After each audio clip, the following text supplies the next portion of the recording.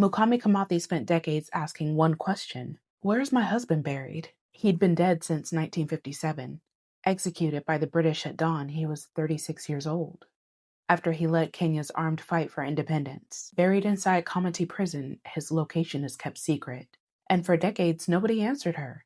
Not the British, not the Kenyan government, not the country that her husband died to create. In 1990, Nelson Mandela, 5 months out of prison after 27 years, visited Kenya.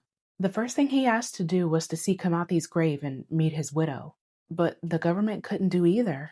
They didn't know where the grave was, and they didn't know where she was. So Mandela left empty-handed. That's the story of Dedan Kimathi.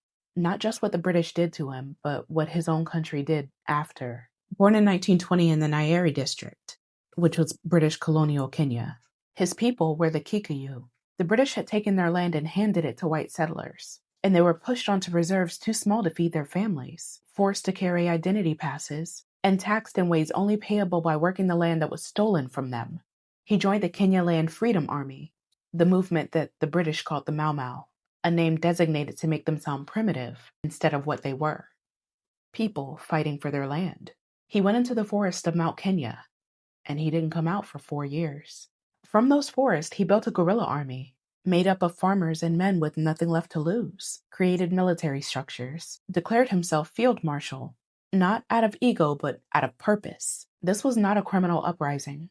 It was a war of independence. Now, this is where the story gets complicated.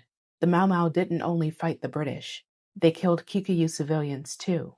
Loyalists, home guards, people who refused the oath. And there are Kikuyu families today that don't consider Kimathi a hero. That's the war he was fighting. Messy, brutal, contested. And the British used every bit of that complexity to justify what came next. Their response was one of the most brutal counterinsurgency operations in Empire history. Over 1,000 executions, more than double any other British colonial conflict. Mobile gallows transported around the country. British official records acknowledge 80,000 Kikuyu detained. Historian Caroline Elkins estimates up to 320,000 passed through those camps. Torture, forced labor, starvation. The British called it rehabilitation. But when they left in 1963, they burned the files. Needless to say, they were hunting Kimathi. And in October 1956, they captured him by shooting him in the leg. They didn't charge him with leading an armed uprising. That would have made him a prisoner of war. Instead, they charged him with unlawful possession of a firearm. One firearm. And his widow later asked, why not charge him for what you said he was? They wanted him dead without making him a martyr, y'all. The night before his execution,